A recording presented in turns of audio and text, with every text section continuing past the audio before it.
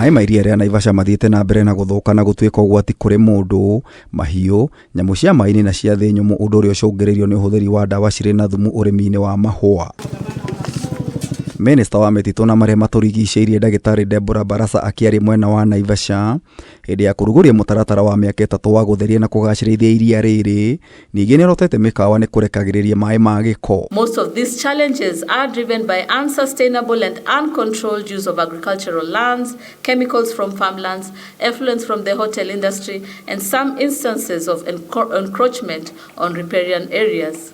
If this continues, we should soon lose the very important ecosystem services that our people much depend on. Mogwati mangĩ magomeire iria rĩrĩ nĩ ũhahami wa hũgũrũrũ oro ũndũ ũmwe na itomboya na ihumo cia maĩ iria cirigicĩirie iria rĩrĩ. Notable instances of effluent discharge into the lake, construction on riparian areas and farming activities along the shores.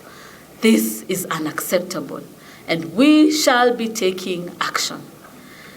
This is why the project we are launching today is timely and will go a long way in contributing to sustainable management of the ecosystem. Nĩguo kũgitĩra na kũgacĩrithia iria rĩrĩ, mũtaratara ũyũ wa ciringi mirioni 230 ũgũkorwo ũgĩtongorio nĩ GEF na gũkinyanĩrio nĩ Net Fund. Naivasha is not Naivasha without Lake Naivasha, isn't it? I hope I've said it well.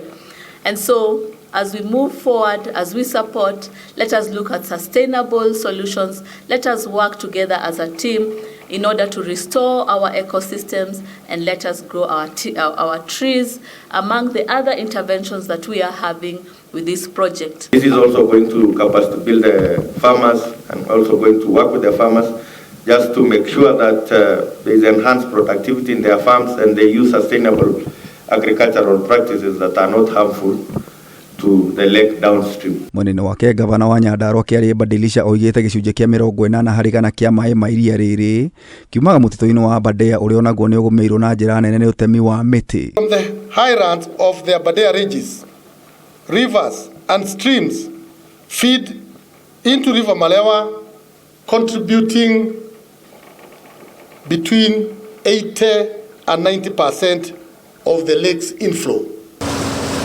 Kameme TV gĩkũhe ũhoro gĩtaũ wa Wanjikũ.